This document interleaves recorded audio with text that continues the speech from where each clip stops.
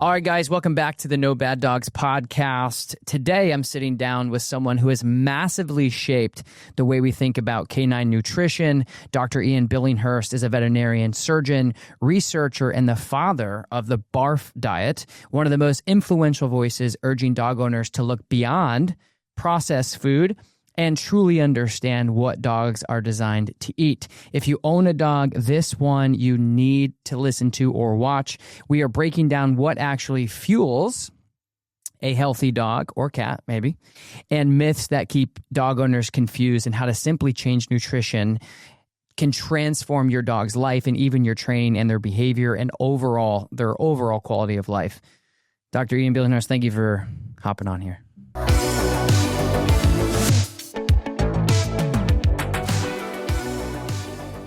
Thank you, Tom. Thank you for having me. It's a great pleasure to be here. It's a great honor indeed. Yeah. So for those of you who are watching, listening, you may or may not know I've been going around Australia doing dog training seminars, and let's just say it's an honor to sit down with this gentleman, and it was hard to get a hold of Dr. Ian Billinghurst because he's a busy guy. But luckily I had a friend, Rob, shout out to Rob from Gusty's Gut, that linked us up, and here we are. And we're in this fancy podcast studio. Is this considered Sydney still? Oh, Parramatta? Yeah. Yeah, Greater Sydney. Greater Absolutely. Sydney. Yeah, of course. See, I didn't know as an American coming into Sydney how gigantic Sydney is. It's enormous. Absolutely, yes. Like we've been here now for almost 3 weeks, in and out of Sydney, Gold Coast, Central Coast, etc. But we're kind of, Sydney's our centralized location, right? We're flying in and out. And we drive 30 minutes from downtown Sydney, what they call like the CBD or whatever, and we're still in Sydney. Absolutely, yeah.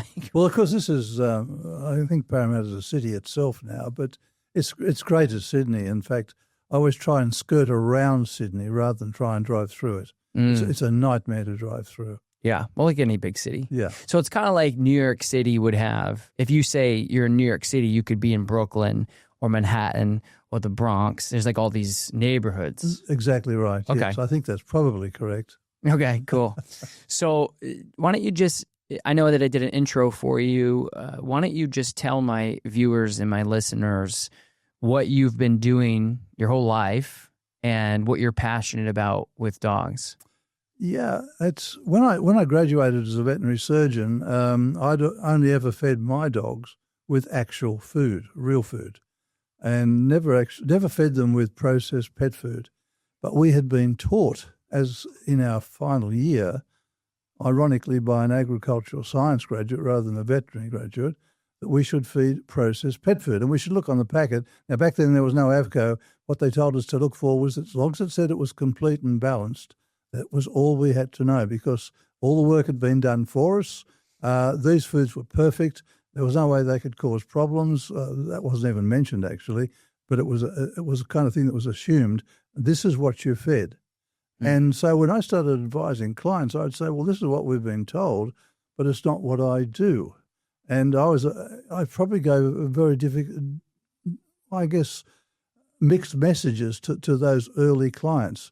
Anyway, for one reason or another, my family was starting to get into dog showing at the time, something I'm not really interested in, but they were. And anyway, they said to me, well, we've got to stop feeding this. We were feeding bones and raw food and family scraps and all that stuff. And they said, we've got to stop feeding this way and feed what you've been recommended during your course. So for 2 years, we fed our dogs processed pet foods. And for 2 years, this was brilliant, as it turned out, because for 2 years, I watched but didn't realize as my pets went downhill and started to develop a whole range of problems we had never experienced before. And I was starting to treat my own pets like my clients' pets. I thought, this is incredible. Anyway, I was doing a course in acupuncture. You know, where you do a bit of Chinese torture, sticking needles and things. I'm a fan. Most ineptly in those early days in my case, but surprisingly, they improved. I met all these health nuts, and I realized as I talked to them that what I'd been doing before was exactly what I should be doing, which was feeding whole raw foods. So this was the beginning of my lifetime's work, looking into nutrition and food as the basis of health for not only animals but also for humans. In fact, during most of my early consults, as I began to talk about this, people would say to me, and they still do today, by the way, doesn't this actually apply to us as well? And I said, well, of course it does, which has always been the hidden agenda in my work. So that's the way it all began in a nutshell. Of course, it was probably more complicated and long-winded than that, but that's the way it all began, with me, first of all, being persuaded by the family to feed processed pet food, watching the terrible results, and then thinking about what I was doing and going back to where we had been, and then a lifetime of research. And here we are today talking to you. So back up a little bit and tell me, when you graduated veterinary school, yep, you started working with your own client. Did you have your own practice at that time? Yeah. Interestingly, back then you could go out with a shoebox in which you could put cards, a stethoscope, a few instruments, and if you were lucky, buy something to take radiographs with, X-rays, and away you went. Not so easily done these days, but back then you could open up on the corner, and I literally did that. In fact, my first practice was literally upstairs. It was the only place I could rent at the time. But we went gangbusters straight away. It was amazing. I've never had a day in practice where people haven't turned up. So wow, yeah. That's great. Yeah, and so we did that. That's the way we started. And one of the things that one of our early professors, now he was a Professor Kirk, and Professor Kirk was a big deal in those days. He edited a text called Current Veterinary Therapy, and he came out and spoke to us. This American professor, couldn't believe it. In the fourth year of ours, that was a 5-year course, fourth year, he said to us, "Your clients are going to be your best teachers." And he said, what you do is, he said, in terms of health, ask them what they feed their dog or cat, mostly dogs, is what he was referring to. But what he was meaning was, what brand of dog food? And he said, and correlate that with their health. Anyway, because for me, it was not a brand of dog food. It was correlating pets' health with either processed pet food or raw whole foods. And for me, the difference was absolutely amazing. And, of course, what I went on then to do, I started handing out simple sheets of diets to people and watching the results. In fact, I started to do a whole survey. So I was doing a survey of the change in diet and the resulting health. And what I saw was that a lot of problems, things like allergies, inflammatory bowel disease, arthritis, a whole range of conditions started to disappear. No drugs, just a simple change in diet. Now, this absolutely blew me away. I couldn't believe it. All this stuff. What year? What are we talking here? How long ago was this? We are talking early 1980s. Okay. Yeah. So just to back up a little bit, because I'm really interested in the granule picture, because as a dog owner, then turned professional trainer or whatever you want to call me, working with dogs professionally, helping dog owners understand their dog more. We as dog owners assume when you go to college and get your DVM or whatever specialty you go in, they teach you all the things. So when we go to you and you say, oh, here's this prescription, here's this food, here's this diet, here's this surgery we're going to do, it's the best thing for the dog. But what you're saying is when you were in school, they didn't teach you much about nutrition, or they just said, hey, here's the food to recommend and be on with it? Pretty well, and it's the same today. Right. It is exactly the same. They will talk about nutrition, but at the end of the day, the recommendation by the nutrition lecturer is exactly the same. Reach for a packet today it's as long as it goes the AFCO stamp of approval, American Association of Feed Control Officials, AFCO. As long as that package has that, you'll be told by the veterinarian this is the perfect food for your dog. Right. cat. And so you were feeding your dogs a more raw diet, and raw diet, for those of you listening and of course watching, it doesn't always mean raw meat. We're going to get into that in a little bit. It just means not processed food. So you were giving your dogs the things that you would be eating as a family, and then you switched to a processed diet. Yep. What did you see? Because I'm just, again, being a dog, I do this podcast because I'm a dog lover, and I just so happen to be a professional, and I have the opportunity to sit down with people like you, and I'm really grateful for. So selfishly, I learn more. I want my viewers and my listeners to learn with me. But what are the things that? Because I'm really interested in the things that you saw. Like once you switched to kibble and things. The very first things I saw was a change in their coat. It became scurfy and smelly. They started to develop mouth problems, periodontal disease, just small, just not a great deal, but just a little bit at first. Their energy dropped. Interestingly, they began to, for the first time, they began to develop ectoparasites, fleas. My dogs had never had fleas before. Suddenly they were getting fleas. And they were itchy, and they were getting ear problems. All little things. In a major way, I saw these dogs begin to have problems with reproduction because we were breeding at the time. We saw reproductive problems. And then what I saw was dogs we had vaccinated at the time reacted really badly to vaccination. And I just couldn't believe the difference when you fed this food, processed pet food, to when you fed actual food. Actual food. And what was it? What was it? What was it? Kibble? Was it canned food? What was it? It would have been kibble. Kibble. Yeah. Oh, and maybe some canned, but I think it was for the convenience. It would have been kibble. Yeah.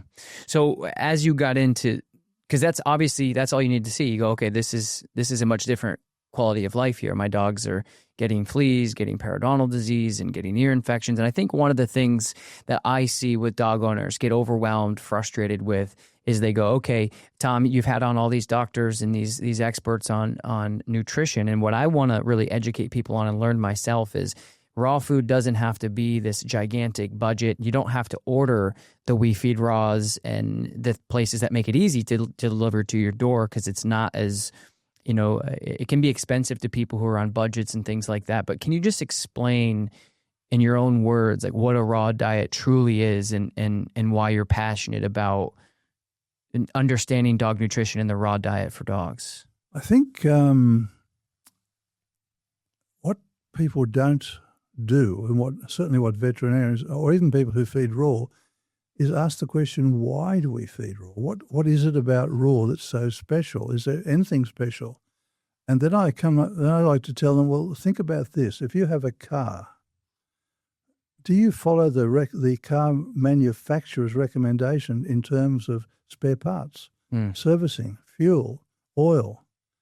And then the question becomes, well, okay, who is the manufacturer of our dogs? Well, it's not the breeder.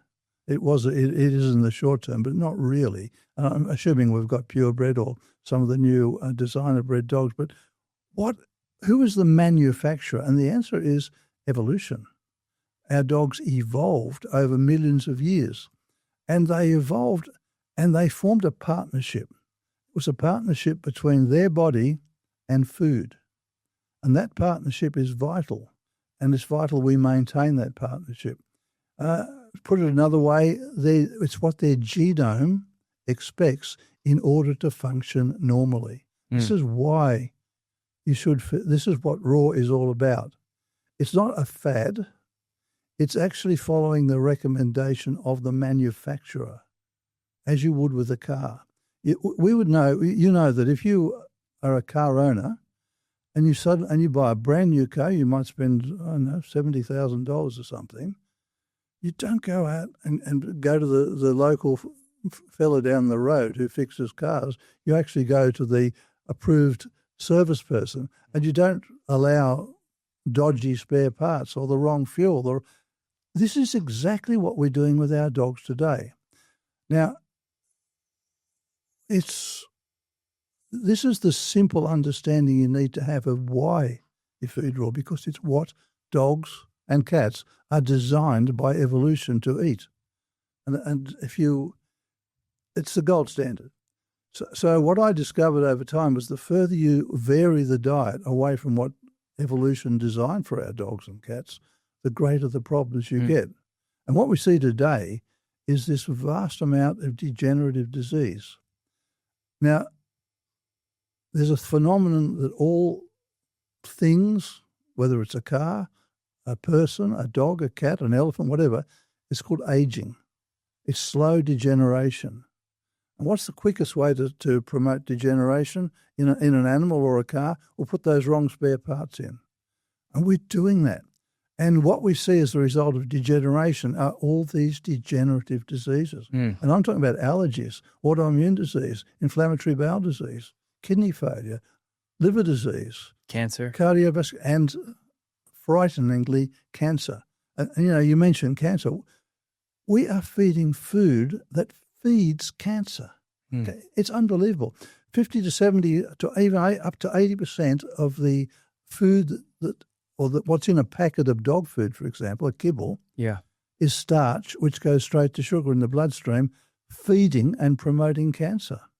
Unbelievable. And we do the same to ourselves.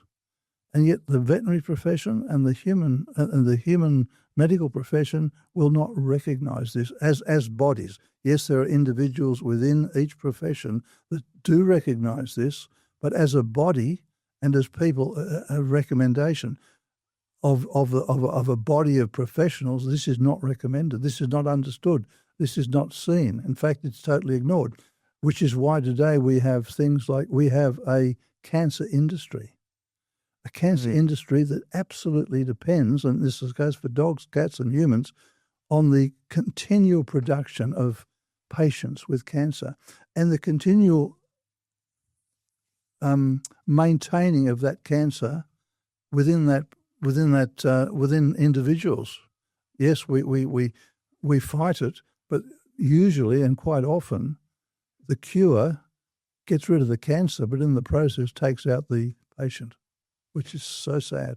Yeah, and it's preventable, right? It sounds like what I hear talking to experts like yourself and doctors like yourself, we hear almost the same story every time is people are assaulting their dog with low-grade, high-processed food because they don't know. It's education, which is why that's why I love this podcast. It's education because people are like, they don't know. I fed kibble my whole life to my dogs. I'm sure a lot of people listening, watching, still feed kibble. Of course they do. It's, and you have to understand where this comes from. And it's the trainers of the people we trust in. Who trains our veterinarians in nutrition? And the answer is the pet food companies. Mm-hmm. One of their representatives trains. Now you have to picture, you have somewhere, some late teens, early 20s person who is highly educated, highly intelligent, understands biology, and is being trained in biochemistry and being trained in pathology and medicine, surgery, all those things, all the foundations of a veterinary surgeon or a medical doctor, and that training is brilliant. So when it comes to nutrition, why would they question what they're being trained exactly to believe? So they don't. So they are trained to be fearful of raw, to never recommend raw, they're being told to never recommend actual food. Never recommend. You have to only ever recommend some form of processed pet food. That's how veterinarians are trained. And these impressionable young minds accept it. And then they're told, if you recommend anything else, you're likely to, the food, well, raw food will contain pathogens, it will be unbalanced, and if it's got bones in it, the bones are deadly and will cause problems. So what I call the 3 Bs, bugs, bones, and balance. This is what our veterinarians... Say that again. Sorry to interrupt. Bugs, what was it? Bugs, bones, and balance. Okay. This is I like that. This is what our veterinarians are trained to be afraid of. And to never, ever let their clients feed this way. And so they passionately believe. In fact, some of them believe it so much that they will tell porky pies. They'll tell lies. They'll say, oh, I see anybody who feeds raw comes in weekly with gut problems, or we have to do surgeries constantly to remove bones, or we see the result of unbalanced diets cause nutritional disease, whether it's excessive nutrients or insufficient. All of these are untrue, but they'll say that to people just because their authority allows them to have that influence on people. Not every vet, but quite a few of them will do that because they so passionately believe that this food is dangerous, because that's what they've been taught. So you can understand these vets are not doing it out of any meanness. Right. But what we do have now is a perfect business model in the veterinary industry, the veterinary world, the veterinary profession. We have a situation where the veterinarian can, with the approval of his peers and his professional bodies, approve a damaging food that actually causes the problems for which he is trying to have a medical and surgical solution, but not a nutritional one. And he's going to be applauded for that. And in fact, he can sell this product that's causing the problem. So he makes money that way. Then he makes money from all the diagnostic procedures, and then makes money from selling the cures. It is a perfect business model where you can actually produce the problem that you then get paid to deal with. So, and they don't know that that's happening. That's scary. So what you're saying is, and not all veterinarians, because I know that not all veterinarians, actually the reason why I got into raw food is because of my veterinarian. So not all veterinarians, but what you're saying is veterinarians are getting their ear full of the pet food industry, the giants, right? The pet science, the Mars, the big companies that are saying, hey, these are the things that you should. So they're in the colleges, they're in the institutes, they're in the universities, and they're saying, hey, before you get your license and you take your picture with your cap and gown and you go start your business or whatever, just make sure that you're recommending this type of food and never this food because of these reasons. And then once they go out and start practicing, they're saying, hey, you need to feed this, beware of raw food for the 3 Bs. Yep. And then the people are feeding this diet, and then it's a self-perpetuating thing. They get cancers, they get lumps, they get bumps, they get allergies, they get skin issues. They come in, and then they're cashing out on that. I know that that's probably not the intentions of the veterinarian. Absolutely not their intention at all. But they have no idea because they never asked to really question, where do these problems come from? All they're told is that at this age, you can expect to see these problems beginning, and at a further age, you're going to see this problem beginning. So it's just a matter of this is when you're going to likely to see this problem. But never ask the question, what is the root cause of this problem? Right. Nobody else. They just, in fact, you have to think of it this way. The veterinary profession doesn't think that health is the default state of any animal.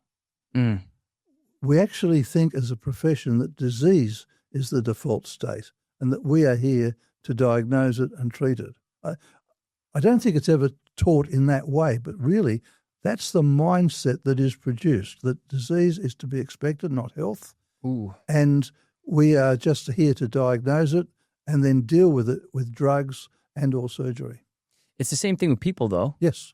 That's what's happening with people. I've been doing a lot of research and listening to a lot of different people on that, where even back in the day, like even universities in the States, these really sought after prestigious schools, Harvard University and other what we call Ivy League schools, have been paid off by certain companies to produce certain results and to say, hey, this is what you should do. Like the cholesterol thing in the United States was a gigantic money grab.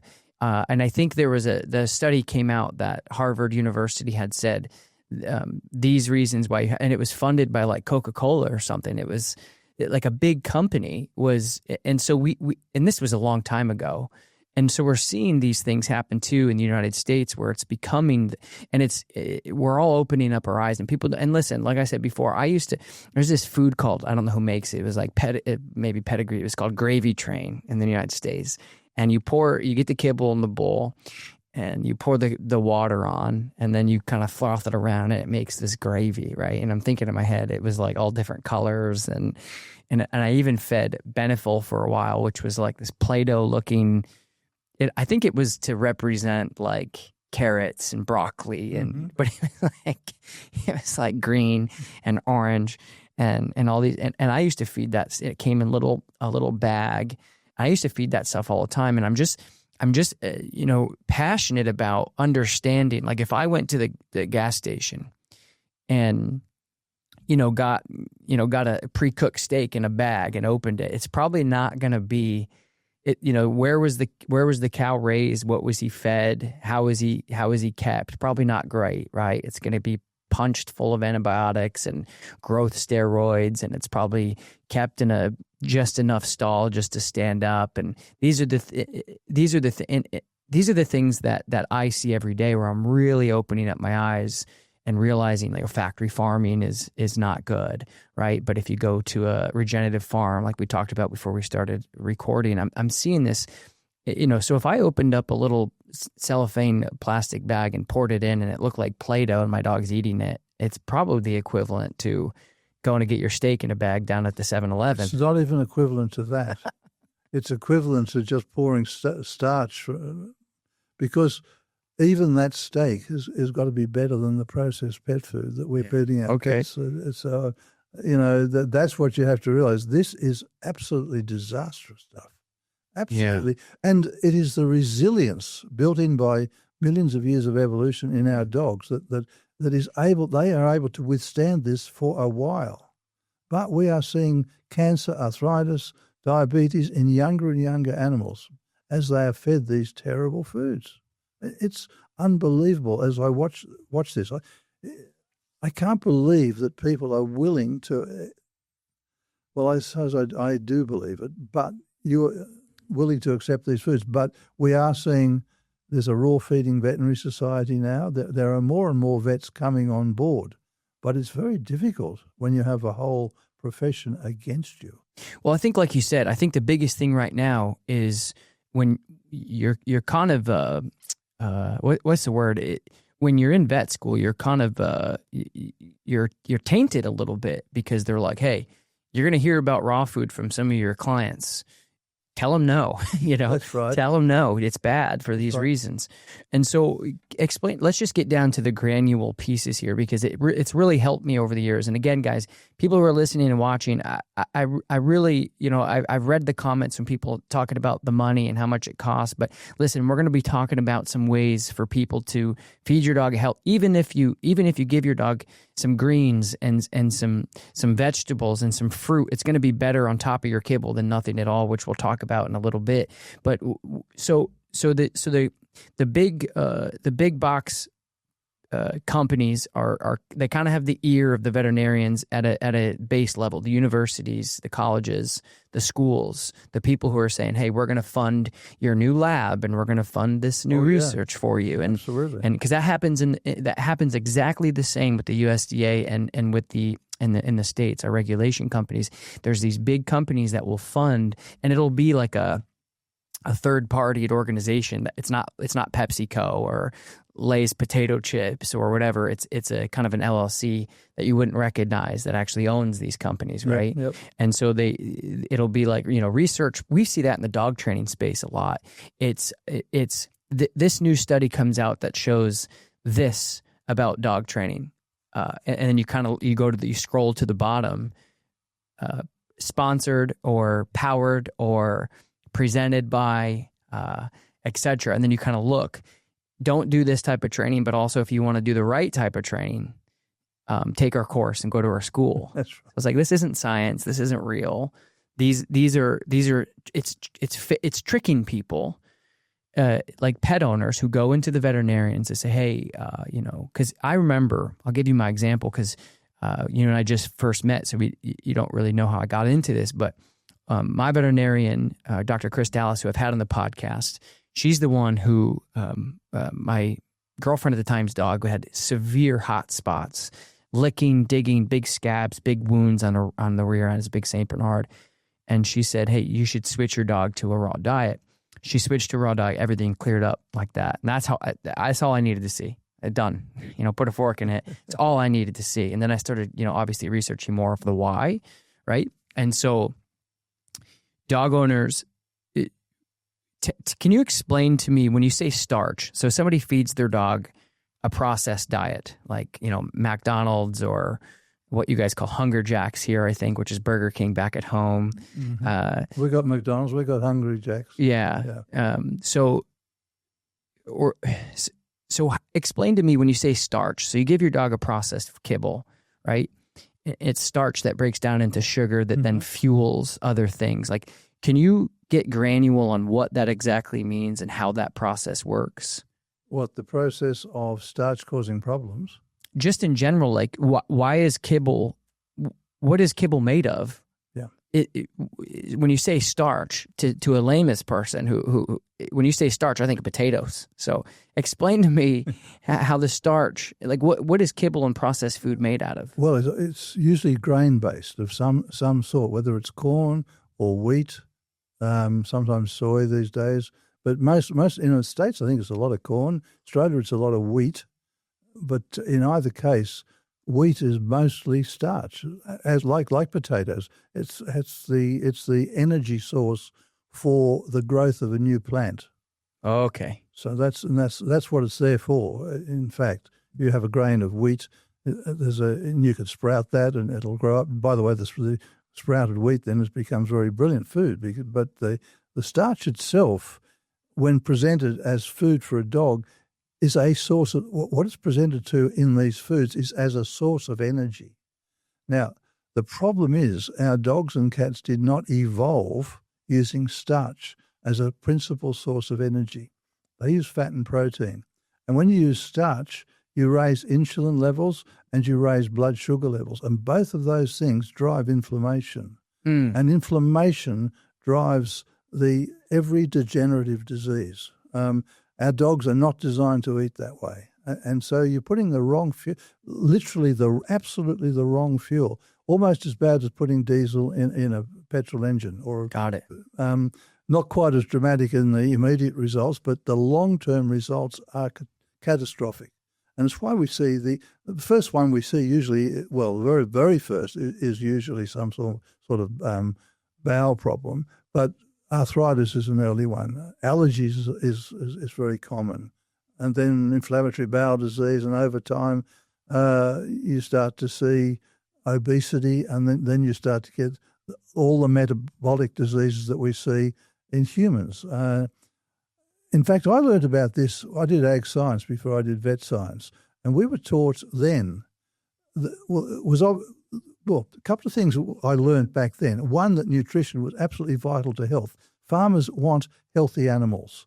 So it was up to an agricultural scientist to ensure at that stage, when I was training in animal nutrition then, but it was production animals, that for these animals, which by the way are being raised as food, so they're being raised very rapidly and ironically on a starch-based diet for these production animals. But we were also taught that if you kept these, say a lamb or a young yearling cow on a starch-based diet for its beyond the point at which it would be taken and used as food, so you kept it on that sort of diet for 3 or 4, 5, 6 years, that animal would become grossly obese.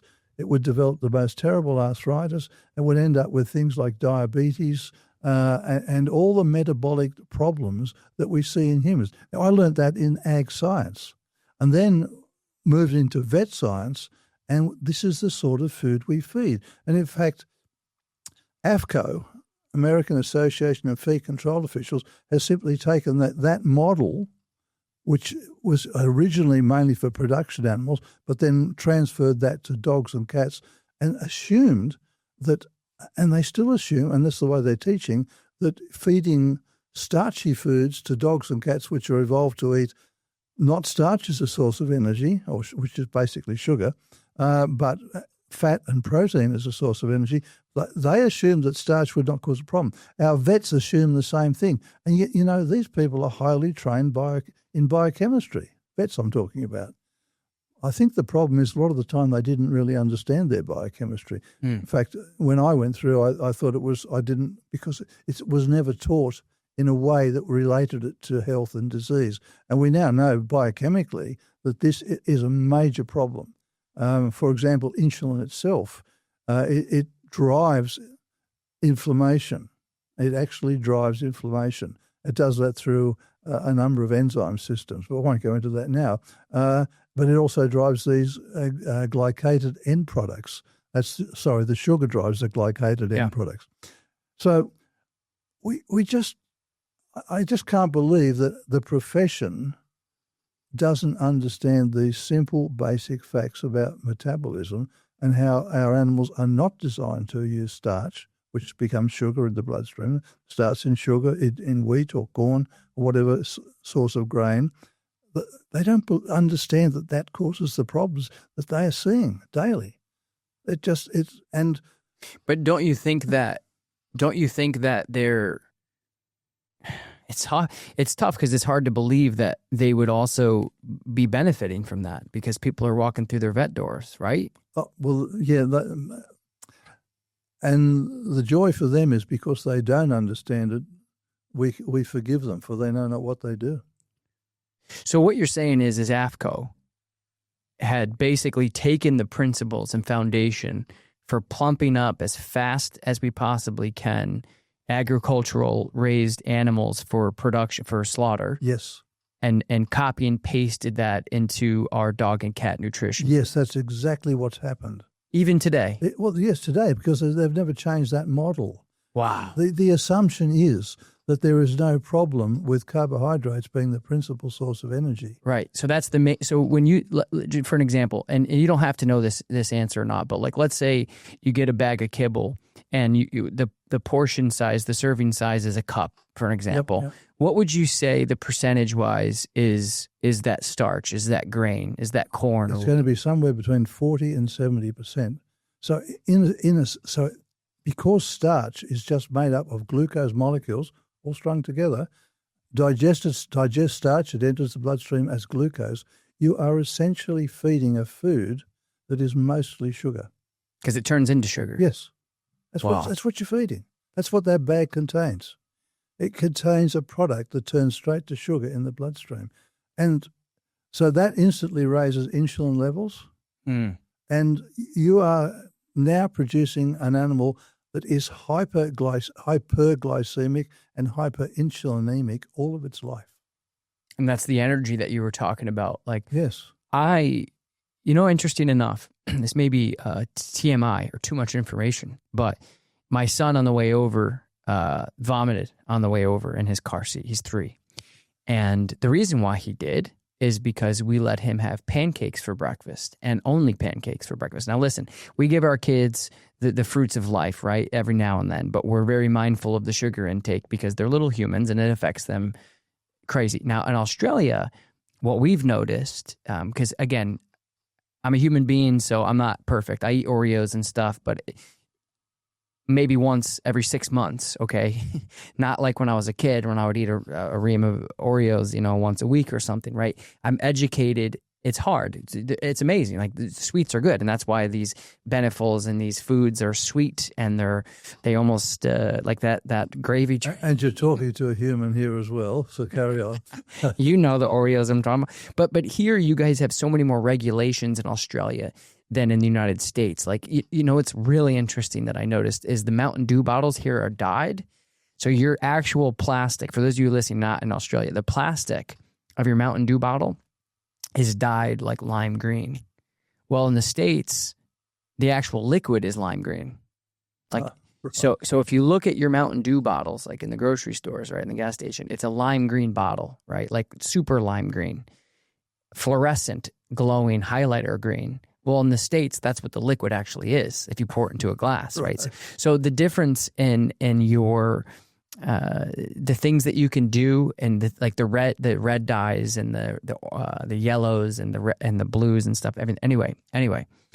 So me and my wife were just like, yeah, we should have gave him some protein with that, with that instead of just sugar, right? Because that's all it was. It was a cake, right? So it was flour, and so that's what we're talking about, right? These things that just turn into sugar. And then of course we put maple syrup on it. Yeah, So he puked because he didn't feel good, and we felt bad because he's 3, so he's like, why did that happen? We're like, well, mommy and daddy should have gave you something else, some sausage or some eggs, right? That was our fault.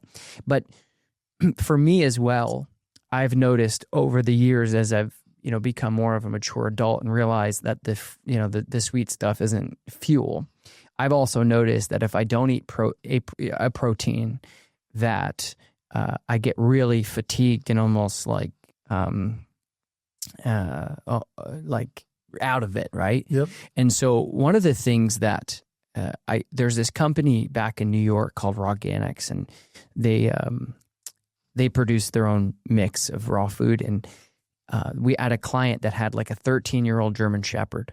And this is a true story because I saw it myself. This 13-year-old German Shepherd, and it was an older lady from the UK that was living in New York, and she got his raw food. And I went to her house because I was training her younger German Shepherd. And her German Shepherd that was like 12 or 13, he was now moving around and running around and had good mobility and had good energy.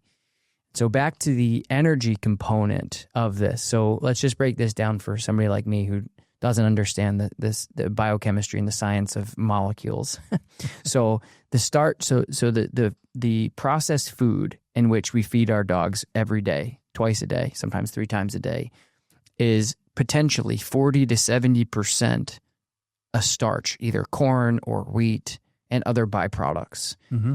And then what that does is then it turns into a sugar, which then, like that would be like my son or me eating pancakes every day. It's like your body just goes, I need, right? I'm asking. I don't. What happens is that when you have a high sugar load, your body is designed to keep sugar within certain limits. So this excess sugar then raises insulin. Now, insulin by itself, constantly high, is damaging by producing inflammation. It drives cancer too by promoting growth of cancer cells.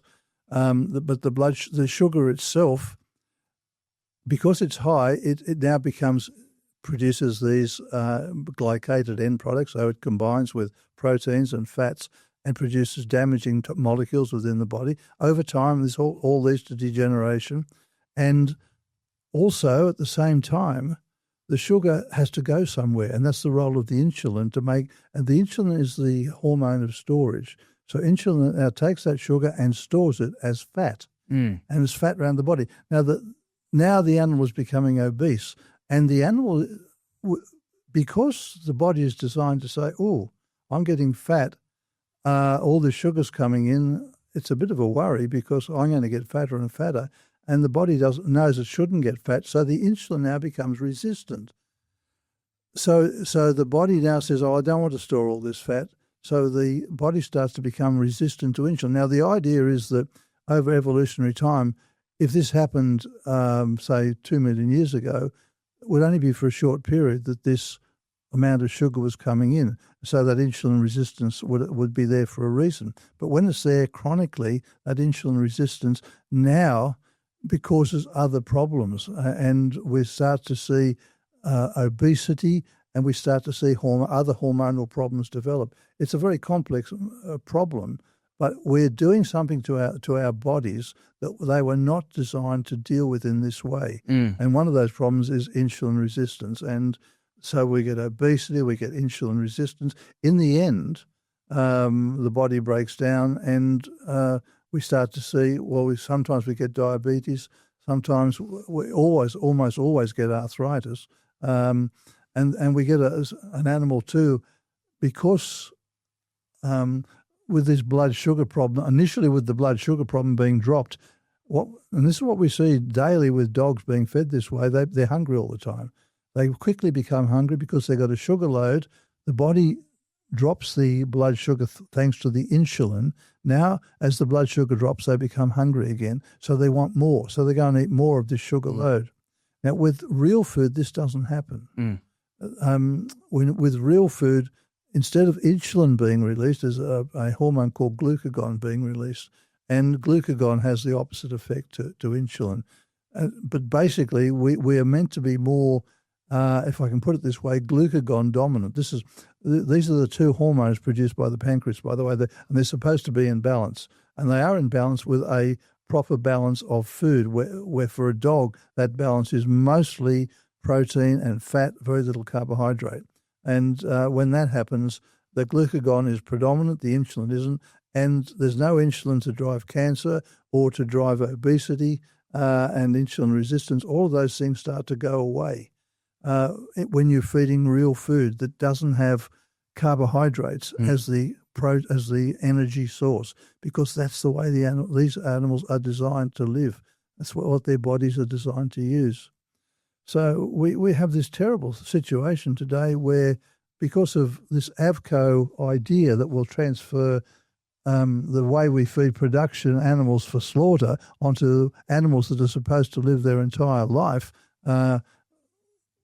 we've transferred this idea of feeding high carbohydrate diets to these animals. We're getting this metabolic disease, which ends up in degeneration, aging, degeneration, and the whole raft of degenerative disease.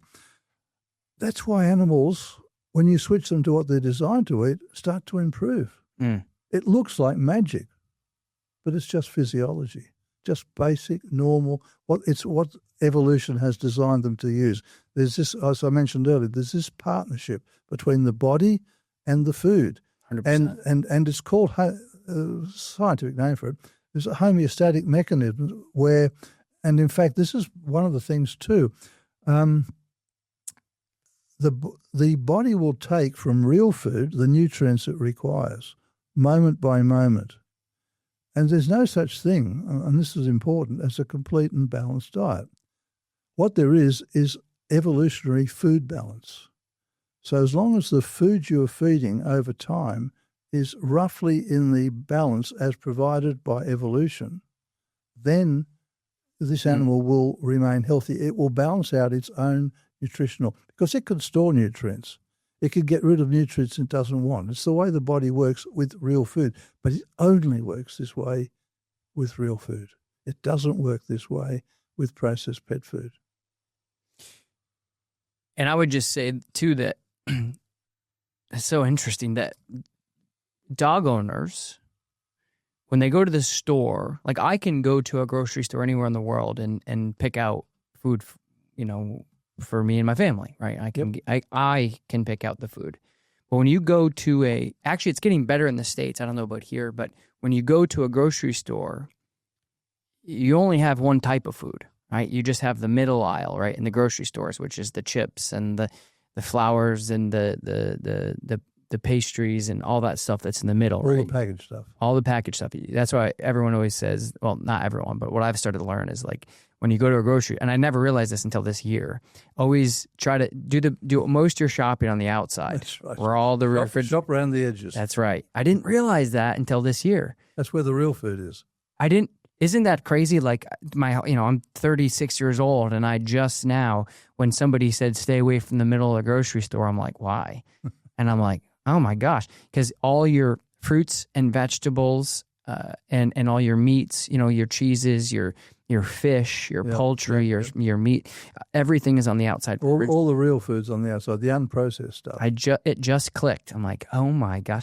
So when you go to a grocery store or something like that, in the States, and I don't know if it's like this in Australia, but you only have the kibbles, and the canned food. That's all that's in there. Now it's starting to change. There's cooked food now. Like a cooked diets and the refrigeration section and pet stores now. Yep. And even pet stores back at home, and I don't know about here in the States, but raw food is becoming very, very popular. You're finding it in every pet store. Oh yeah, it's growing. Which is good. So explain to me how you created the BARF diet, because I think anybody that's been in the dog industry long enough, especially if you're a dog breeder, because that's how I learned about the BARF diet, I have a Dutch Shepherd, and my breeder was like, I feed the BARF diet. So can you explain, because that's just like a legendary diet. You created that? Well, how did that come about? The first thing I observed about animals let's just drop back. Yeah. here I am in the, let me think, 75, 76. I'm out in practice in 76. Last year of vet school was 75. Okay, got it. So 1976, I'm out in practice. And the vast majority, at least half the population, only feeds raw. They feed butcher scraps, bones, and leftovers from the family table. Very few health problems. In fact, during my last year at vet school, our teacher said, we don't have the problems here in Australia that we see in America. Nobody says again, we don't have those problems. And so, for example, we didn't have periodontal disease to any great extent. So there was no veterinary dentistry industry in Australia. We weren't doing much dentistry because there was no need for it. And it wasn't until the mid-'80s to late 80s we started to import processed pet food from America, and a number of companies came into Australia who were promoting pet ownership and at the same time selling their product. And so the pet numbers started to escalate, and we were starting to see more and more health problems arise in those animals. And so what happened was that the veterinary profession in Australia invited lecturers from America to come out and do postgraduate lectures to our vets to tell them how to deal with this increasingly complicated array of diseases we were seeing. Now, this is epidemiology in action that I actually saw. I witnessed a time in Australia when just stick with dogs for the moment, where our dogs had very few health problems and lived long lives without having, there wasn't a lot of cancer, wasn't a lot of arthritis, not a lot of periodontal disease, not a lot of skin disease, not a lot of allergies. And you don't have rabies at all here. No, we don't, but that's quite a different issue. What we're seeing here is animals that were healthy because basically they were being fed the way they'd been fed for millions of years, with a lot of raw food and just human food scraps. Then during the 80s, we started to see these foods come in, and gradually, as the health problems increased, and it was so gradual that nobody really noticed. And these food companies were from America? Some were from America, that we were importing American food companies. We also started our own food companies here. It was a British company. I don't want to mention names, but because it's dangerous. But companies came in and started to promote pet ownership and an easy way to feed them. It was all in one quiet package, and then because as the problems increased, we had to get lecturers from America to teach us how to diagnose and how to treat these myriad conditions. So vets became more and more educated in a wider and wider range of disease problems that we were gradually diagnosing more and more. But it was so insidious that unless you were actually looking and noticing, nobody noticed. I did notice. And this is the thing. So I ended up writing the book, Give Your Dog a Bone, because I realised that we were seeing more and more health problems. And I just wanted to give a simple way of feeding dogs and cats. Now, let's take dogs, for example, because you're asking, what is this BARF diet? Well, it's really an evolutionary food program. That's a better way to look at it. BARF stands for bones and raw food. How that came about was that during my book was published in 1993, and by 1995 the internet was starting to rage. And somebody said to me, "Have you seen what's going on the internet?" I said, "No, what's happening?" And they told me. They said, "There's all these groups, and they're like evangelical Christians. They've read your book, and they're telling people to feed raw."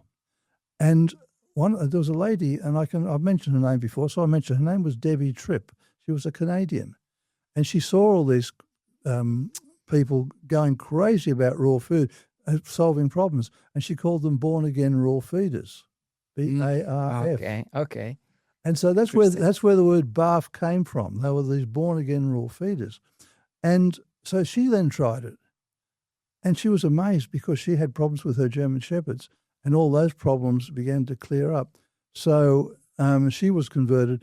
And I looked at this and I said, well, that's a great acronym, this Born Again Raw Feeders. She called it the bones and raw food diet. That's right. She called it, once she realised it was significantly useful, she then labelled the bones and raw food diet. So I looked at it and I said, okay, let's go more scientific, because this is a biologically appropriate raw food diet. Oh wow, it has a lot of acronyms. So that's how it was: Born Again Raw Feeders, bones and raw food, then biologically appropriate raw food, and that was BARF. Now, but this really is just an evolutionary food program.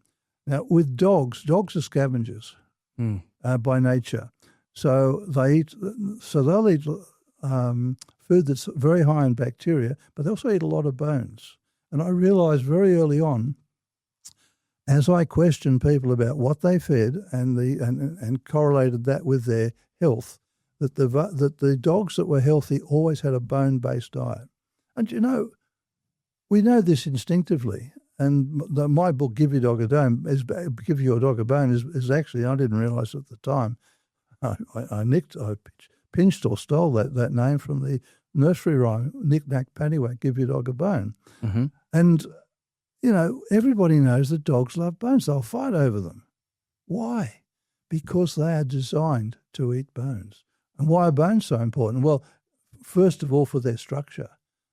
You eat bones to form bones. And I looked at this back then and I said, well, I don't know exactly all the reasons that dogs require bones, but I bet we're going to find out more and more as time goes by. And just to give an illustration of one of those things, on the outside of a large bone is cartilage.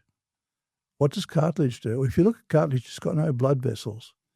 Cartilage is anti-angiogenic. What's all that mean? Well, angiogenesis is the process by which blood vessels are formed. Cancers cannot grow unless they form a blood supply. And one of the great things about bone-eating dogs is they rarely get cancer. If they do, it's later in life, and it's rarely nasty. It's just a mild form. Why?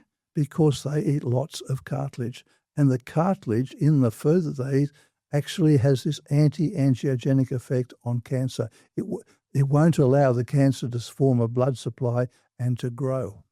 Whoa. So is that why dogs who eat highly processed food develop cancers early on? It's one of the reasons. It's just one of the reasons. But as I said, I realised early on that there'd be lots of reasons, and we still don't know exactly why bones are so important, but if dogs love to eat something, they have to be tuned into by a long process of evolution to have that love.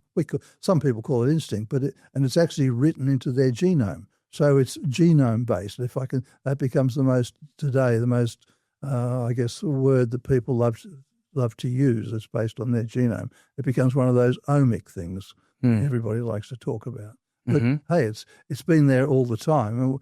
And the funny thing is, people will say, oh, no, I never give my dogs bones. I've got 3 or 4 dogs. They just fight over them. Why do they fight over the bones? Because they need them. Now, I realised that early on. I had about 6 dogs at one stage, and quite some large ones. We had Rottweilers and we had pig hunting dogs, all sorts of dogs that I'd rescued. And I would put star posts suitably spaced apart with a chain on it, tie them all up on a chain at feeding time, and put a bone in front of them all. Wouldn't let them eat the bone until I told them to, but it was a matter of managing the situation. So the fact is that if dogs require bones, they should be eating them. And if they fight over them, you have to manage that situation, but don't stop them eating the bones because they're so important. What are the other part of the bones? You said the outside is cartilage. Well, there's the ends of cartilage, but of course they're a source of a thing called apatite, which is calcium and phosphorus. Now, if you look at a lot of an enormous amount of research has been done into getting this calcium-phosphorus balance right for dogs. That's using processed pet foods where you're going to use artificial sources of calcium. Yeah, if we supply our dogs with bones as their source of calcium and phosphorus, we don't have to worry about that balance. The body does it naturally. I mean, think about this. How many dogs or how many wolves or dingoes or whatever, wild canid or feral canid, has had somebody out there to say, oops, you can stop eating that amount of calcium now or that amount of phosphorus? Yeah. Forget about it. If you're feeding raw meaty bones as the basis of their diet, you have solved, well, many problems, but that's just one problem you've solved. And it could be anywhere from about 20% to 80% of the diet of raw meaty bones and to a growing pup, and problem solved. It's a non-issue. But if you feed artificial food, it's a real big problem. So they're putting, I'm a big fan of soups as well. So when I go to cities, I get to travel the world with doing what I do with dogs, which I'm extremely grateful for. But one of the things I love is I look for a good pho place. So like Vietnamese soup, right? And I love pho. My wife, she's been doing a lot of research on stocks and broths and how good they are, because they're basically just taking the bones and they're making the stocks from the nutrients in the bones, and now we're drinking it. Anyway, big fan of the pho here in Australia and Sydney. But so you're saying that the nutrients and, would you say, vitamins from the bones? Okay, okay, vitamins. Now, it's a raw meaty bone. So this is something, remember, dogs are scavengers. They've done this for millions of years. Mm-hmm. This is the way they've evolved. So that's what they require as the base of their diet. As scavengers, that's what they've gone for, particularly pups, because think about pups. Pups are the last ones into the feast. What are the adults eating? They've eaten mostly the meat and a lot of the organ meats and so on. The pups are left with these bones with cartilage and bits of meat hanging off it, and so that's, and they're the ones, and they're hungry and ravenous for something, so they go for that, and they will eat the softer bones, they'll eat the cartilage, they'll eat all the sinews, so all the connective tissue and everything off those bones, whatever else they can get, and that's the way they begin life. But lots of raw meaty bones, so that's the basis of the diet for young pups, but older dogs can eat that way as well. So what's in a bone? All right. So you've got, it's, sometimes I think, where do I begin? And I begin very simply. It's pretty well a complete and balanced diet, a raw meaty bone for a dog. With meat on it. Yeah, with meat on it. Yeah. Yeah. So like even a chicken wing, for example, or a chicken neck. Almost a complete and balanced diet, pretty well. In fact, combined with the gut microbiome, which can take most of that and produce the B vitamins, the vitamin K, and what's in the bone itself. You've done a pretty good job. In fact, that's what I noticed early on. The dogs can just live on raw meaty bones, particularly young pups or any dog, and they're absolutely fine. But let's just break it down a little bit. So you've got the bone itself with this product called apatite, which is calcium and phosphorus in the form that the body recognises and can use to balance calcium and phosphorus to produce its own bone. So that's useful for the pup. There's all the essential amino acids. There's fat. Bones are quite fatty, so there's the fat it requires, and the marrow of a bone is usually high in the essential fatty acids. And the blood-forming nutrients. So, and in the fat, of course, are the fat-soluble vitamins. B vitamins are made by the gut, and a lot of the B vitamins are in the meat as well. So you got all of that. The bones are a storage of minerals. So most between the bones and the meat and most of the minerals the animal requires are there. And, of course, when you feed the rest of the diet, which is composed of organ meats, ground up vegetable matter, and what I call poo substitutes, and a lot of that is fermented material. And without going into a lot of detail here, when you feed that combination of foods, actual foods, your dog has all the foods that the body requires to take the nutrients it requires from those foods and balance it out. Now, it's this relationship between this combination of foods in roughly evolutionary balance that produces the nutritional balance the dog requires on a moment-to-moment basis. The balance varies moment to moment, but the body stores it, discards it, uses it straight away as long as it is real food.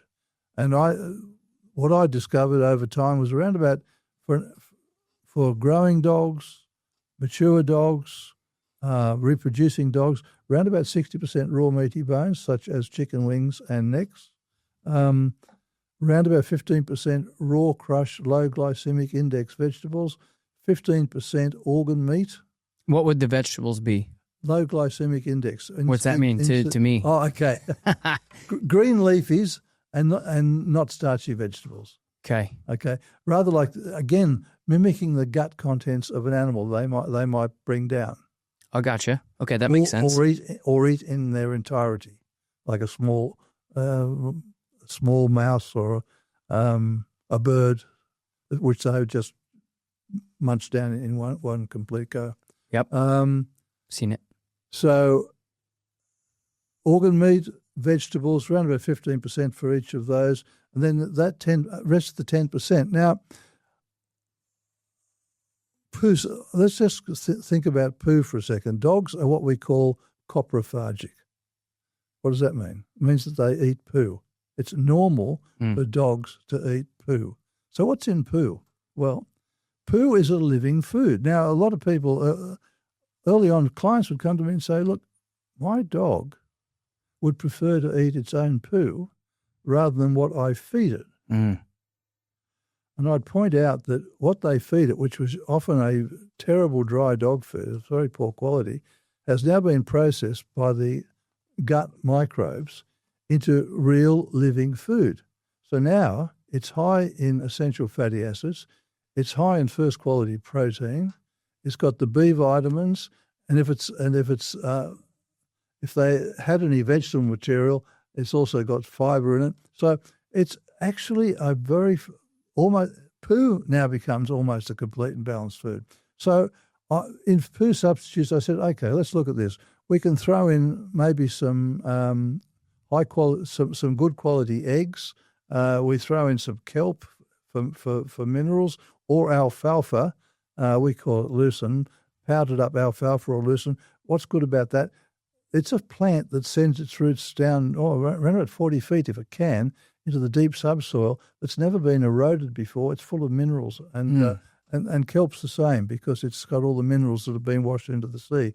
So we now know that a lot of those minerals, we still don't know what they do, but we know that they're actually important to health, because I saw a number of papers by one particular researcher who was treating cancer patients just with these rare minerals and nothing else. And a certain subset of cancer patients just got better just by improving that. So this poo is a source of essential fatty acids, so we might throw in some extra fish oil to mimic that, or one of the oily fish like salmon or krill itself. So we try and mimic that poo with some fermented food. And this is where actually I got excited when Rob Ryan contacted me a few years ago. You know Rob Ryan well. Yep. Rob Ryan started the Gussie's Gut line of fermented vegetables. When he told me about that, I said, well, this isn't more than a supplement. It's an actual food that makes up for that part of that 10% of poo substitutes, and it's a very valuable addition to our dog's diet. So I was very happy to support him in that venture. So poo substitutes, we put in a fermented food, maybe a source of extra protein, like you might throw in some lean veal or something like that, a very good quality, very pure protein, source of essential fatty acids in terms of fish or krill or something. If necessary, and this is really not necessary, things like B vitamins, but really that's brought in when you put liver in the diet, and also if you've got a healthy diet, you've got a healthy microbiome producing those anyway. But what I discovered by feeding these simple foods, just foods that you could get around the edge of a supermarket, you have a healthy dog, and it's simple. This is the thing that I want to make clear to people, and I'm still trying to make clear. Feeding this way is simple, mostly raw meaty bones, a little bit of offal material, some vegetable material, and these other healthy foods. And you've got an absurdly healthy dog, because what you're doing is mimicking what evolution has designed for these dogs to eat. Once you do that, you're doing what you do for your car, putting the correct fuel, spare parts, fuel and oil in, and servicing. And what you see is once you start feeding a dog properly this way, they just start to get better. They just start, their health, and appears to be magic, but it's not. It's just the body responding in partnership to the foods that its body is screaming out for. Yeah. What could you tell, like when you, let's just say this. Well, first I want to tell you this. I spent 4 summers volunteering at a wolf sanctuary in southern Colorado. And there was a wolf there named Magpie. And I believe she passed away at either 12 or 14. I believe 14, maybe even older. Not 100%. She was an older canine. And she was part of an ambassador pack. She was a full bred wolf that actually was neutral to people. Would actually go up and do encounters with people, get a belly rub and walk away. Wouldn't play with you or anything, but you can actually get up close to a wolf. And they had many wolves, but they only had like four or 5 wolves that you can actually have an encounter with, if you will. Okay. So one of the things I noticed with her is when she growled at some of the other wolves, her teeth came way out. And I was like, wow, she has such good teeth. And they said, well, yeah, because she eats bones all day. And so once I volunteered there more, they let me help with the feeding process. And they would take everything from roadkill of the elk, a farmer that put down an old horse or something, anything to fuel the wolves. And that's one of the things that I noticed about these animals that were fed a raw diet. The bones that they were eating in the rawhide, the hides that they would eat was polishing and cleaning these teeth. And so the same company back in New York, they have, and I want to ask you about what people can get for bones, but I just want to tell you my experience is this company, Raw Organics, have these what they call soft bones, which I believe is like a femur part of the cow, and it's a more flexible bone for a dog to actually chew up and digest. It takes a while, but they call them soft bones. And I believe it's the femur because it's more flexible. When you talk about like marrow bone and things like that, these are part of the animal that are holding up this gigantic animal that aren't really meant to be broken down. It can actually probably hurt your dog's teeth more, especially if you cook them. But and I noticed when my dogs eat those, because back in the day, again, I would brush my dog's teeth and stuff, and it's probably still good to do. But if you feed like some bones in your dog's diet, it actually is a natural way to chip off the tartar and clean your dog's teeth. Yep. And I noticed that with the wolves. Obviously, they're not brushing the wolves' teeth.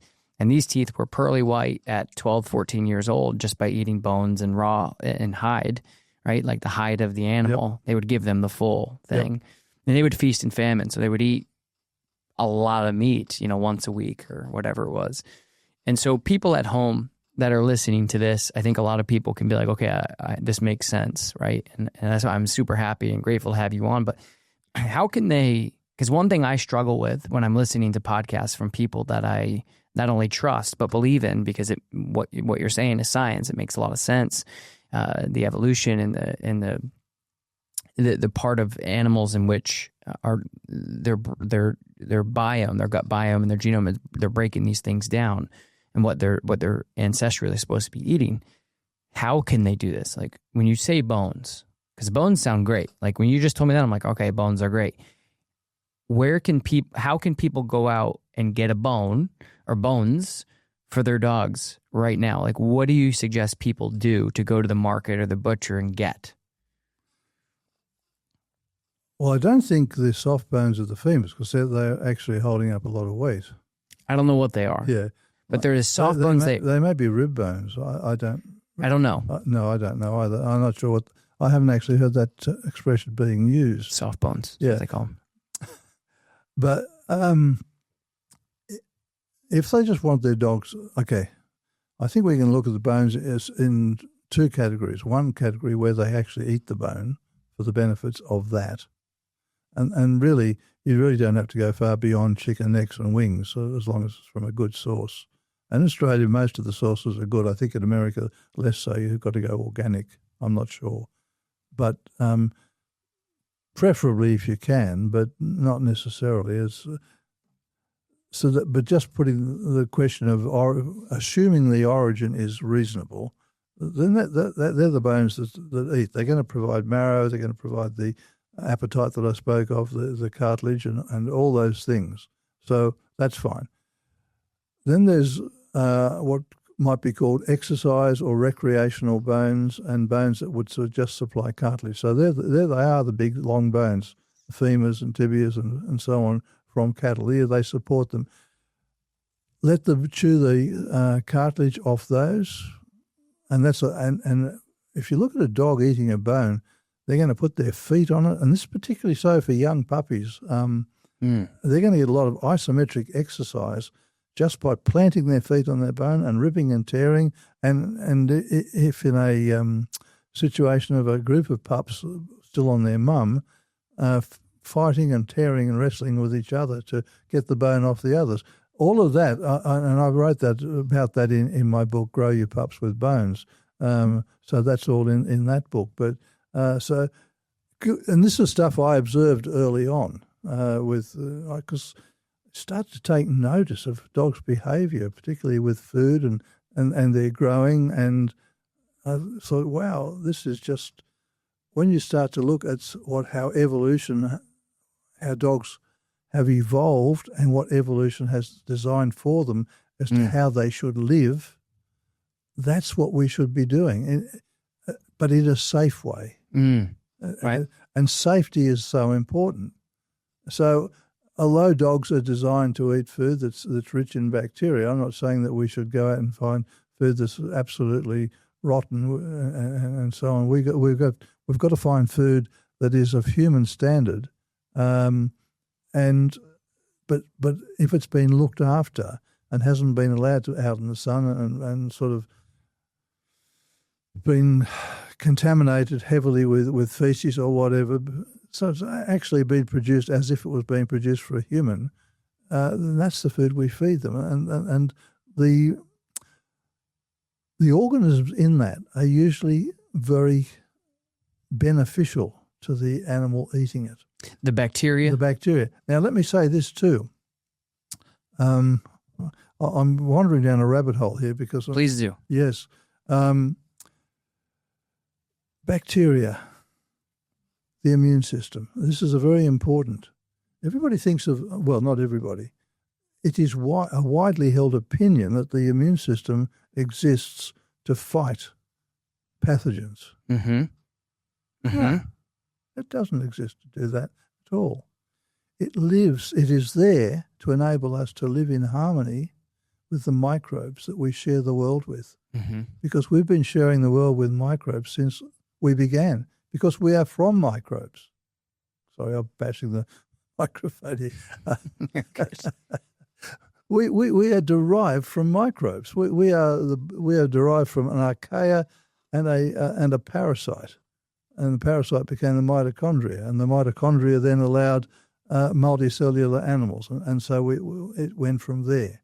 So we have always lived with other organisms, other microorganisms. So the immune system has developed as a way of us to live in harmony with those microorganisms and to recognize them and to recognize who might want to do us harm. So it is of little consequence. In fact, it's valuable for us in our food to come across Salmonella, E. coli, Listeria, Campylobacter, whatever. They have to be there because the immune system has said, I see you there.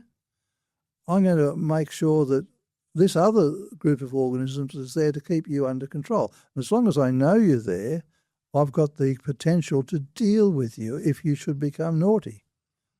Mm-hmm. And not only that, we're also discovering that these so-called pathogens actually contribute something valuable to us. So there has to be a complete rearrangement of our thinking when it comes to so-called pathogens in food. Now, currently, we're being forced to sterilize food that's raw because those things may harm us. We're actually doing more harm than good by sterilizing a lot of this food. But that's a whole issue, and I know it's something we can't really do anything about at the moment. But as science, as the understanding of science progresses, I think we're going to be able to do away with that as long as we understand how the body works, because we've been feeding raw in Australia without any of that sterilisation and only seeing brilliant results. Mm-hmm. And I want to back up a little bit. When you said the raw chicken necks and chicken wings, just to be clear for those of you who are listening and watching, those are raw. Absolutely. Because once you cook those suckers, it's a whole different ballgame, isn't it? That's right. And just think of this. Evolution didn't design our dogs to eat cooked food. Right. It's that simple. So because I think one of the scariest things from a dog owner is when you hear, I remember again, I bought was gifted my Dutch Shepherd by this breeder where I'm from in New York. Her name is Chris. And she's just she used to show dogs, and she's a great person about dogs. And little does she know, she taught me a lot in a little bit of time, right? And one of the things that she did is she's like, I'm going to go, I did a training session with one of the males that she had. That's why she gifted me. She said, can you come help me with this male? She got this kind of military dropout Dutchie. And she's like, she physically couldn't handle him because she was battling some health issues. She said, if you help me with this, I'm going to breed him to my bitch and I'll give you a pick litter, right? I said, okay, cool. Anyway, after we did a training session, she took out this chicken. It was like a chicken back, they call them. Yep. She took it out, raw, as we would get ready to make our chicken for our dinner. And she just threw it out, and he just grabbed it and munched on it. He's munching on it. He's putting it in the back of his molars, and he's crunching these bones. And it was just so interesting to see. But I was like, wow, these are beasts. These are animals, and that's really helped me in my training career, like understand dog behavior as well. We live in a world now where dogs who don't need to be pushed around in strollers are, and dogs who are in purses, and it's really debilitating to the human nature in which they are, which is why it creates frustration and anxiety and aggression and territorial issues and all these things of I'm an animal and I'm getting treated like a doll. This doesn't make sense. I'm confused. I'm insecure. Go figure. Anyway, one of the scariest things I think dog owners have a hard time with is because we've done away with obviously raw food for human beings, the chickens and the meat and the fish, and to some degree I eat sushi all the time. But explain to me this: how can a dog or a canine or a cat? My cat eats raw food, which is a whole other. It's a situation. I'll tell you about it. But how can they break down the bacteria that is in raw chicken, for an example, or raw beef or raw whatever? How can they do that? Because I think that's the thing is when you say chicken backs and chicken wings, I know exactly what you're saying. People at home, honestly, I think would go out and get a chicken wing and cook them because they would never, ever, ever think about giving their dog raw chicken because for so many years throughout our whole life, raw chicken is the devil and we got to be careful. And we should, right? But how can animals break these things down and we can't? Well, okay. Because they're designed by evolution to eat this food. That's it. That's the simple answer. But a lot of these bugs get through and live in their intestine and live in harmony in their intestine. Okay. And also, from a scientific perspective, if you eat a high protein diet, then your body recognizes that it's a high protein diet or one that's high in bones and pours out acid to break that down. And in the process, it often destroys a lot of or kills potential. If there's a high load, say, of salmonella, that will be destroyed by that heavy load of it's a hydrochloric acid that's produced. But also, there's part of the immune system, there's various kinds of immunoglobulins, and throughout the digestive tract, there's a thing called immunoglobulin A, and that's very powerful in dealing with these pathogenic bacteria. Without going into details, and the dog has developed a highly efficient immunoglobulin A system. We have it too, and I read a paper recently that people evolved as scavengers almost as much as dogs, but dogs have been doing it for many hundreds of millions of years longer than humans. Yeah. So they're better at it than us. They hunt it. Yeah. Yes. So they've been doing it from year one, basically, from the get go. We were more vegetarians as our common ancestor was going back to what it was. I will say one of the great apes was from 5 or 6 million years ago. Like Neanderthal type folks. Before Neanderthals, because Neanderthals were very closely related to us, in fact, so closely related that we crossbred, and there are Neanderthal genes in a lot of humans Some today. people have it. They got the hairy, they're bigger, hairier, yeah. And more brows and all that sort of stuff. So yeah, it's interesting. there was a lot of friendly relationships between the two species. That's right. But we've been eating that way as scavengers for a lot less, for a shorter period of time. So we're not quite as evolved as our dogs in that direction. And that's the short answer. They are designed by evolution to eat these sort of foods, and they derive benefit from that sort of food. And this is the point I've been trying to make. And their immune system has evolved to live in harmony with those organisms and to cooperate with those organisms for the benefit of both the organism and themselves. And so let's just say this, like somebody's listening to this, they go, okay, this makes sense. A raw diet makes sense for my canine. How would you do it? You get your chicken backs, or you get your necks, or you get your bones from the grocery store. You put it, you get it. What do you do? Do you put it in a bowl? Do you throw it outside? What do you do? Talk to people like the person that's listening to this understands what we're saying. Okay, I developed what we might call the BARF program. Okay. And the BARF program, and this is what I do with my dogs, okay? This is what we do. I'm going to step back a fraction. I was a raw food producer for many years. We had a company, we produced food, we exported it around the world to a lot of different places. And by the way, it just produced health. But what was this raw food? We produced it in a patty format. So that 60% raw meaty bones, 15% vegetable material, 15% offal, and 15% or 10% of things that kind of poo substitutes were put together in a big grinder, ground together, mixed up, and then frozen into patty format. Now, when I retired from veterinary business, I was promoting that company for a number of years, then decided to sell that and just concentrate on lecturing, writing, and teaching. So where do I get my food from? Well, it became a real pain to buy my own product. So I went out and purchased a simple, it was a commercial grinding machine. It's in fact, in Australia, it's available in Australia. I don't think this particular one's available in America, but it was a Eurochef, EUROCHEF.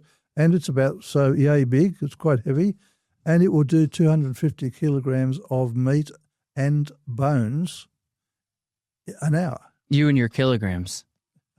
Oh, I'm kidding. I'm kidding. People can do the math, but it's so funny. A kilogram is 2.2 pounds. Yeah, there you go. It's just so funny because I've been over here for a month and everyone's talking kilograms, and it's just so funny. I'm like, oh, okay. They're like, yeah, the dog was this many kilograms. I'm like, that means nothing to me. Multiply by 2.2 and you got the pounds. There you go. Okay, or just double it. Yeah. For approximation. Anyway, so what I do. I go to either the butcher or a local meat co-op.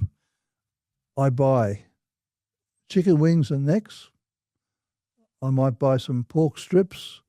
I might buy a big round of beef. If I can, there'll be some kangaroo meat there.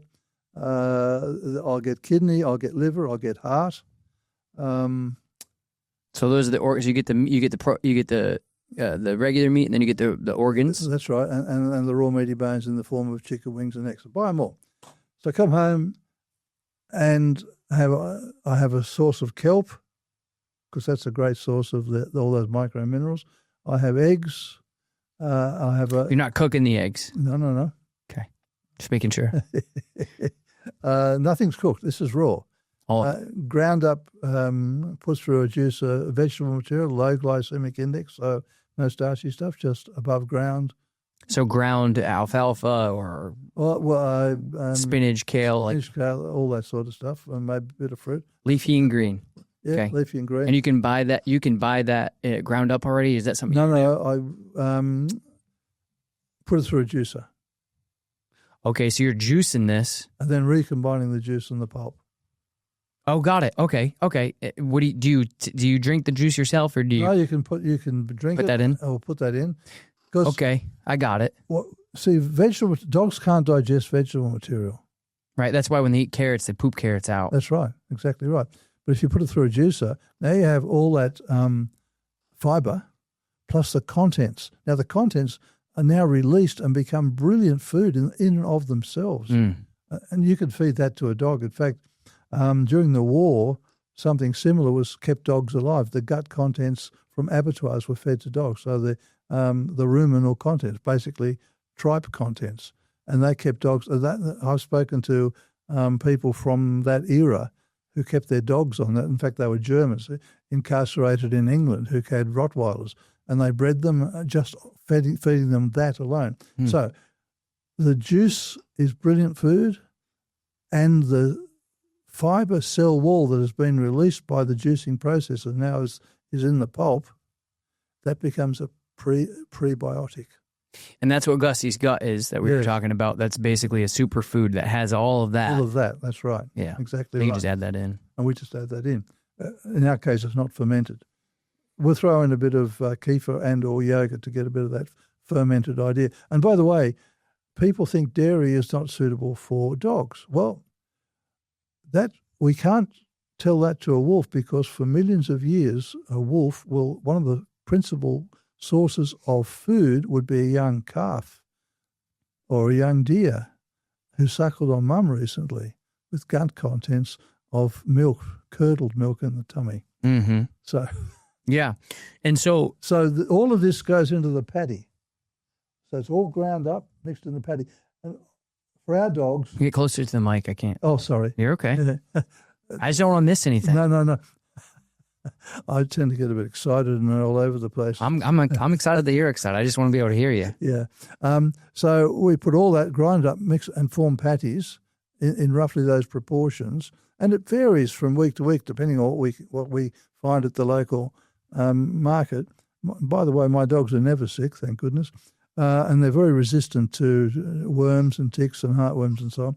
But that's another story. We grind it, form into patties. One meal we will give raw meaty bones, the other meal patties, basically. Now it varies around a bit too. But and how are you mass producing this for the month or the week? Or? Yeah, I mass produce it. I'll do a big bowl, several. I don't know. I've never weighed it, maybe 10 kilos. Okay, and then 20 pounds. Yeah, there you go. 22 pounds. Okay, I'm getting there. So that's like meal prepping. Yeah. And I'll do that maybe once a month, and we do, and that's quite suitable as cat food and dog food. And also, I'll sometimes grind up. I might just take some chicken breasts, or we do actually, and grind it so that the skin on, or these are just chicken breasts that we buy for humans, so there's no skin on them. Got it. And just put them through the mince of that same machine, and just make little patties out of them. When I say patties, what we do, we put them into a plastic bag, and you can recycle these bags. You drop them into the plastic bag, and as a ball, then you flatten it out, and then you just fold it over, and then you freeze that as a flat, as a flat patty, So that's the way you form it. And when you take it out, it thaws out very quickly because it's very thin. Yeah, I got you. Yeah. So it's like you're making a schnitty. Yes, exactly. We're making a schnitty. That's right. Yeah, But which is very popular here. Yeah. They're everywhere. That's right. At home, they're not really. No. You have chicken Parmesan, and that's about it. Maybe a cutlet here and there. Yeah. But so we do that. And so our dogs and cats eat that way. And so if somebody doesn't, is there any recommendations that you can give people who it says, wow, Dr. Billinghurst, that sounds pretty overwhelming. I don't want to grind up my own dog food, blah, blah, blah. Like, is there... And you find a reputable dog food manufacturer. What should you be looking for a raw food company?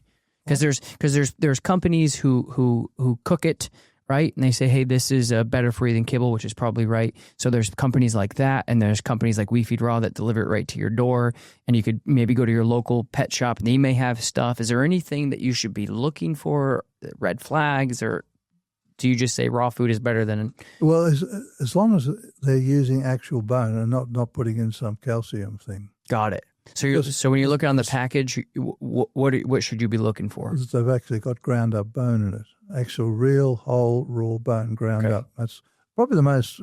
And then of course organ meat and straight muscle meat and so on. For a dog a fairly high proportion of bone ground up. Got it. And if they don't, but they've got the rest of it there, then you feed one meal of chicken wings, which you can just. And we buy our chicken wings bulk. Again, freeze them in small portions so we can pull them out, pop them in the fridge overnight, let them thaw out, and then feed them the next morning. And what's back when I started feeding raw kind of by myself, and now, working with We Feed Raw, they give me like the sizing. It's a 16-ounce thing, and it's easy for me because I have a boar. Have you ever heard of a boerboel? Boerboel? No. It's a South African Mastiff. Oh, okay. Big boy. Yes. He eats 4 pounds, so it's easy for me.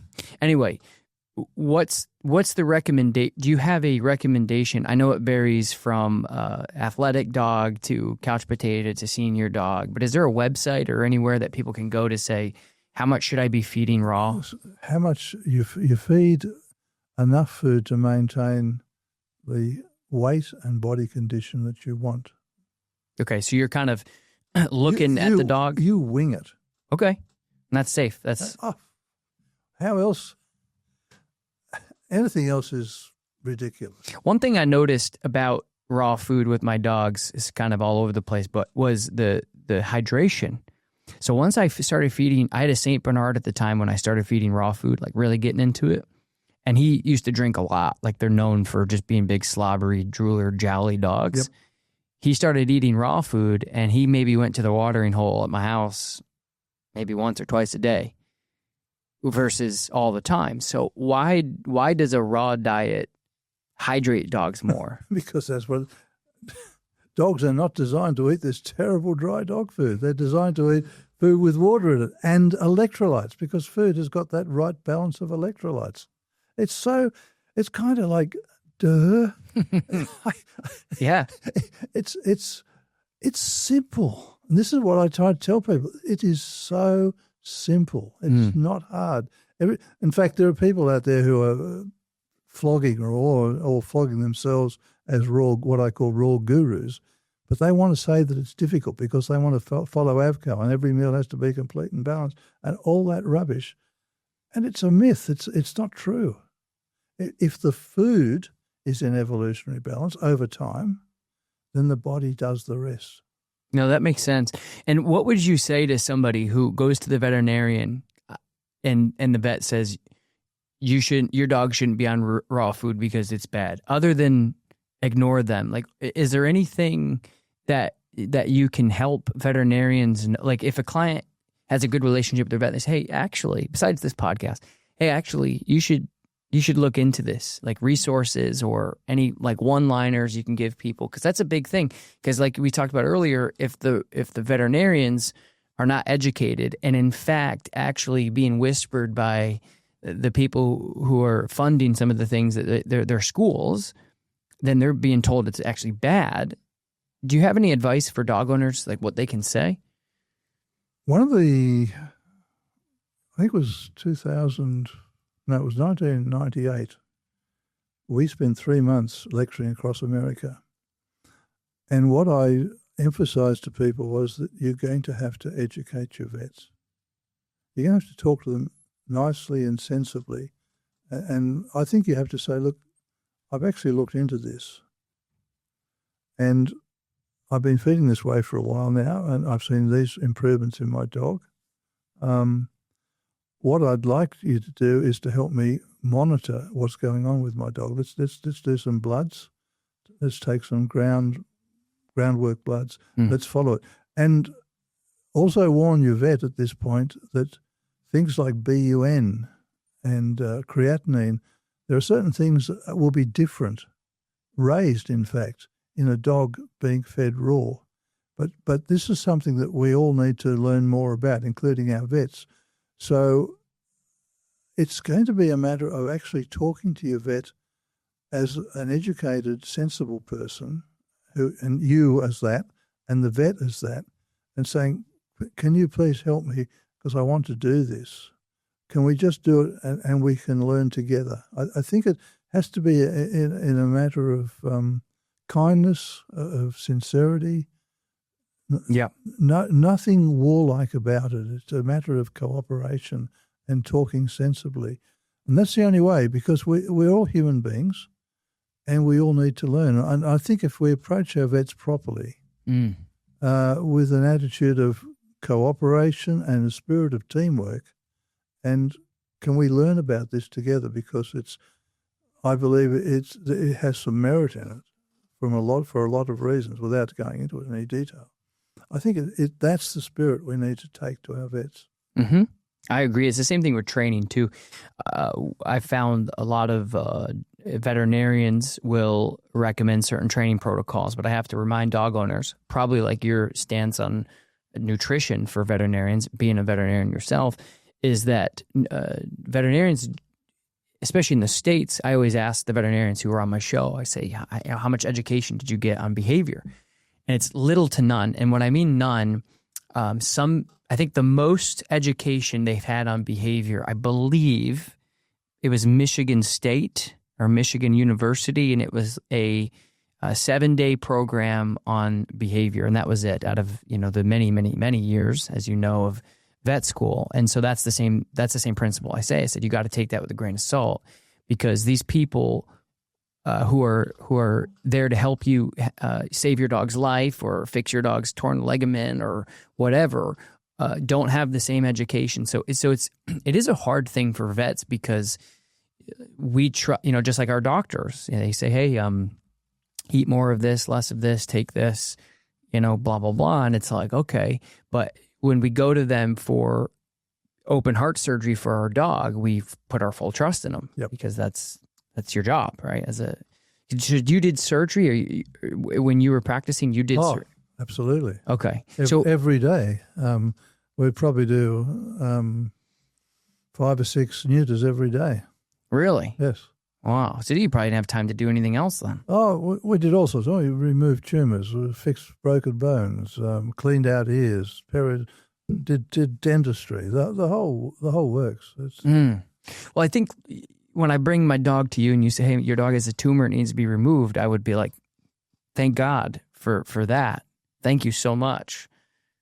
Send me the bill. And then when we go in and we say, hey, my dog's gaining weight, or my dog's teeth are starting to build up tartar and whatever, then of course we have the same trust in them when they say you should go on. And again, to be clear, being a veterinarian yourself, it's not a malicious thing. It's just it's an ignorance thing, because they learned when they went to school that this is the diet that we should be recommending and talking to our clients about for many reasons, and they don't realize that it's become kind of this backdoor thing without veterinarians noticing it. And you sniffed out the BS. You were like, wait a minute, I see what's going on here. Not only from your own point of view from your dogs, where you started feeding them processed food, you also started to see the decline in them, but you also saw in the veterinarian care here in Australia that as soon as this new food started coming into your country, you also noticed, wait a minute, what's going on here with the decline of in the cancers and the diseases and all these things started to pop in. Because I think that's the big thing for dog owners is they go into their vet going, whatever you say, Yep. I'll do. And they don't question anything. And a lot of times they shouldn't, because that's why you paid all the money and spent all the time going to school. But nutrition is a completely different ballgame. Absolutely. And that is a major problem. And nutrition is the foundation of health. And very sadly, that's where our veterinary profession is poorly trained. What's the deal with the gut biome? How much research have you done on that? Because I want to give you context really quick. My dog Burley, my Borbal, I recently realized actually, and it's maybe stupidity on my end that I didn't ask these questions, but I got him for he's a very, very protective dog. He's supposed to be protecting livestock in South Africa. So you can imagine what he's up against down there, over there, wherever. I don't know where I am right now in Australia, but you know what I'm talking about. So one of the things that had happened is he had a lot of skin issues, right? And so been dealing with that. I talked to his breeder, and I know his breeder. I went to Texas to pick him up, flew him back, the whole nine. And I'd worked with the breed before. They're very particular breeds, not good pets at all. People shouldn't get them. And one of the things that the breeder said, shout out to Derek, he said, well, one thing I'm noticing is both of his mom and his dad were born in South Africa. And so when they come to the States, especially in upstate New York, where it gets negative 20 degrees and we have all sorts of different pollens and things going on, he says, I think that's really disrupting it's disrupting their allergies, their biome, because both the genetics and the way that the dog, I don't know if I'm saying this right, but you're probably picking up what I'm putting down. The environment in which the mom and dad both lived in for the genetics past that was in South Africa. Yep. And now I transfer that puppy to upstate New York, and his whole body is going, what? This environment is not what my body is designed for. Exactly. So one of the things that I've been looking into is like gut biome and helping with because he had dermatitis because he What was he eating? He's eating raw. He ate raw food since I got him. But what the breeder said is he said, I've never had any of my puppies do well. Any of my puppies I've ever, not just his pairing, his mom and dad, any of the Borbals did well with raw food. What did they eat in Africa? I don't know. That's the thing is I just kind of found, for some reason, I just thought because mom and dad were in Texas that they were born in Texas because they're huge dogs. They're not. They were both born in South Africa. And so one of the things that because he struggled with skin issues since I've pretty much gotten him. So one of the things I got into is just, there's this company, I'm probably going to butcher it, but it's like Animal Biome Legacy or something like that, where they basically, I'm interested to get your opinion on this. They have a pill that takes the biome of a good dog's gut, a good biome, feces. So if you look on the bottle, it says canine feces. Yep. And a pill. Yep. And I give it to my dog. Yep. And from an uneducated dog owner who's just trying to help.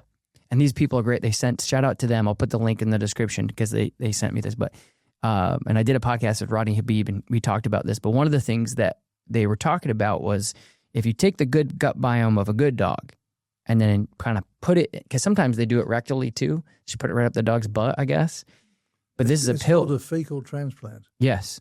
So what's the deal with all that? Did it work? I don't know yet. I just left. Oh. So it's only been, it'll be a month when I get home. Look, I've heard reports of people say with Alzheimer's. Oh, right. heard reports of people with Alzheimer's being given poo from somebody without Alzheimer's and recovering. Wow. Yes. So I don't think we know that there's an enormous connection between the gut and the brain. The connection is enormous. I don't think we know anything about this connection as yet, and between the gut and health. And I know that a lot of the early studies with using probiotics in various formats what they found was they had to continually, to anybody that had it, or any person or animal that had a problem, they had to continually feed that probiotic. It had to be a constant source. Now, not conversely, but on the other hand, in my own experience with animals, simply by feeding them the correct food, we just see all these problems improve. Now, I can only assume that by feeding the right food, you are now feeding or encouraging the growth of the right bacteria. Yeah. And the right organisms in the gut. But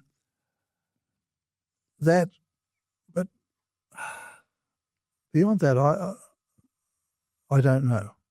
I really don't. Now, if this dog, this particular breed, and I don't know anything about the breed, and you don't apparently know this either, what its parents have been fed for generations, that may have produced a particular situation where this breed, its genetics, now requires particular foods, and I don't know what they may be.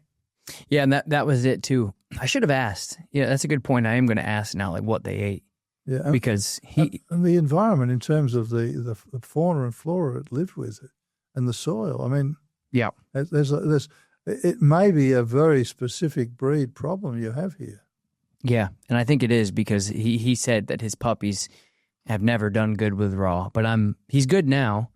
But that's a whole other thing because he unfortunately ate a stick, cut his esophagus, had a massive infection, got intravenous antibiotics, and then another load of 2 other antibiotics to go home with. So now his skin is perfect, but his gut biome's probably ruined, right? Well, it's been it's out of whack, but you should be able to get it back into whack. I'm going to try to.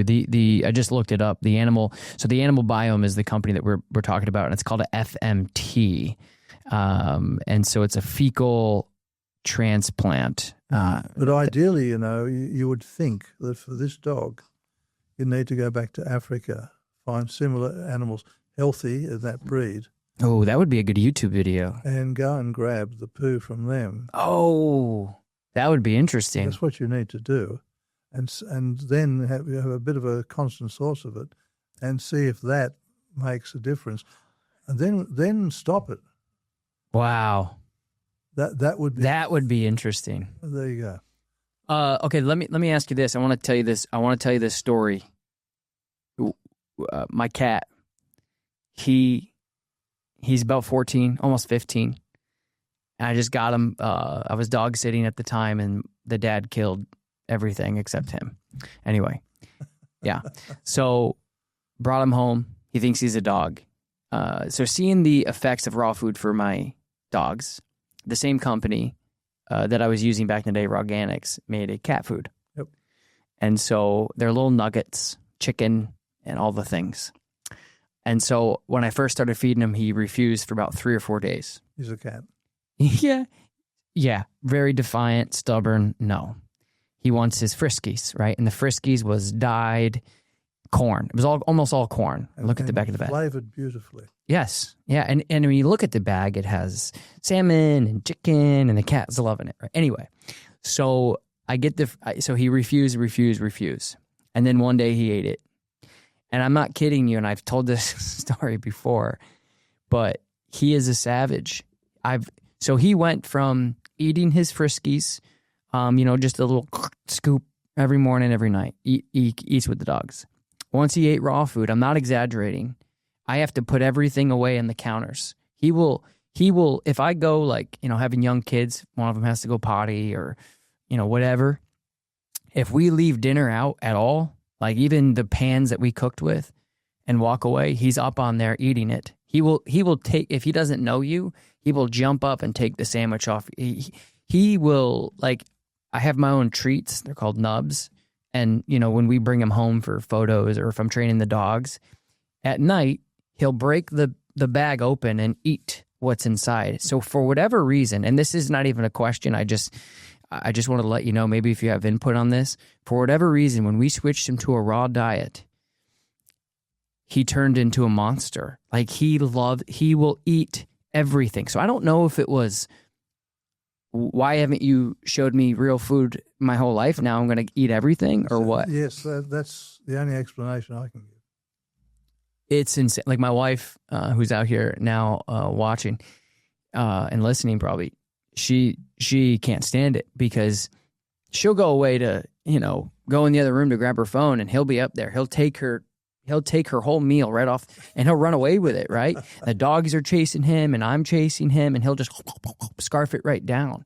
It's really incredible. But one thing about cats, again, just as like my input on this, what dogs and animals and cats are supposed to be eating, is it's interesting because when a cat, even a kitten at, let's say 10 to 15 weeks, whenever they start to become real animals, they'll go out and they'll put their butt in the ground and they'll wiggle and they'll go and they'll attack a bird or attack a chipmunk or a rabbit, depending on how big they are, and they'll eat the whole thing. Mm-hmm. And nobody's like batting an eyelash at that. They're like, oh yeah, that's what cats do. Right? And I'm like, well, but dogs will do the same thing. Like dogs will do that to morbidly, pretty much anything, right? They'll do it to other dogs. They'll do it to cats. They'll do it to rabbits. They'll do it to chipmunks. They'll do it to anything they can get a hold of. And so for years, like even doing my research and working with people who work with street dogs, like a lot of times they just go and scavenge and they'll eat whatever they need to, and they're healthy and they're happy. Exactly. And they live long. Yes. But isn't that interesting that when a cat goes and kills a mouse and brings it back home, we're kind of disgusted, but we're not surprised, right? But then when we want to feed our dog ground up chicken, it's like, whoa. No, that doesn't make sense. It's just, do you have any thoughts on that? Yeah, it's just brainwashing. We accept that the cat's an obligate carnivore. Right. But we just accept it, and that's what they do. They're hunters and they're killers. They're killers. What would you recommend? Could you recommend any raw food?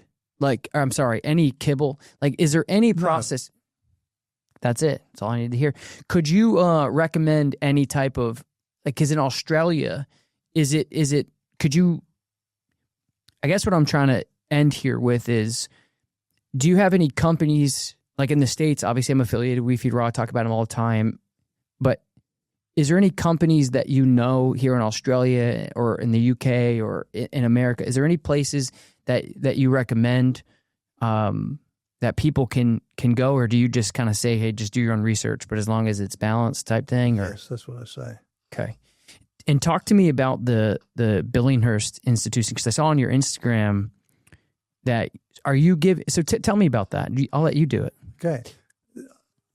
I was approached by our good friend Rob Ryan, who said, after we'd talked many times about raw, he said, you need to get this out there. We need to produce a program of teaching people about raw. Mm. So that's what I've produced. It's kind of like I just take you through where this all began for me personally, how dogs and cats, both species evolved, and what they evolved to eat and why and how. And then I take you through how to do that sensibly and what it entails in terms of the nutrition. Basically, at the end of the day, when you've done the course, it's kind of like... Is it online? Yes. It's at Billinghurst Institute.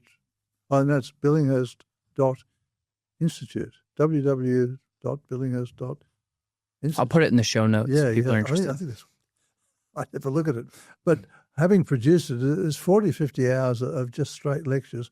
At the end of it, you come out and say, oh, suddenly I get it, and it's really simple. Okay. All the stuff he said right at the beginning, now I know why I should do it and how I should do it. Even though I told you right at the beginning, this is what you should do, as I've basically told you on this program. Mm-hmm. But at the end of it, when you've been through it and you've answered all the questions that people have, that's what it's designed to do, you understand why raw is the only way to feed if you want a healthy animal, and why you should feed that way, but how simple it is to do. And you're not hung up on nutrients, because this is a food-based program, not a nutrient-based. All of nutrition, if you're a PhD in, if you're a veterinary surgeon's done a PhD in animal nutrition, and they're employed by people like Hills and all the major pet food companies, that's who employ them. And there's probably only about 100 in the world, tops. By the time you've got through this, and what they're interested in is nutrients and balancing nutrients. What this course is about is balancing food. If you balance the food, the nutrients follow. Trying to do it the other way around and say, what nutrients does a dog need? Now, that's the so-called, that's me, that's the scientific, the so-called scientific approach, but it's what I call nutritionism.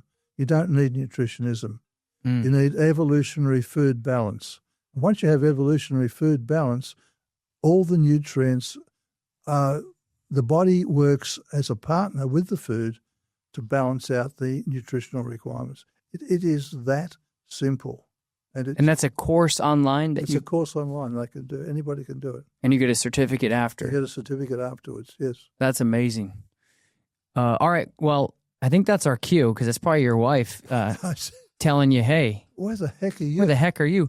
All right. So thank you so much for coming on. I know that, coming to Australia, doing dog training seminars, this was a huge, huge bonus, but honestly a significant part of the trip. And I appreciate all the people who, because we had your people talk to my people, and then we made it work. And of course, we booked this lovely studio here in Sydney, Australia. So thank you so much. It's been an absolute pleasure. I've heard a lot about you, and I'm really glad I got to sit down and chat with you. And I will link your books and the Billinghurst Institute program that we just spoke about. Everything will be in the show notes for people.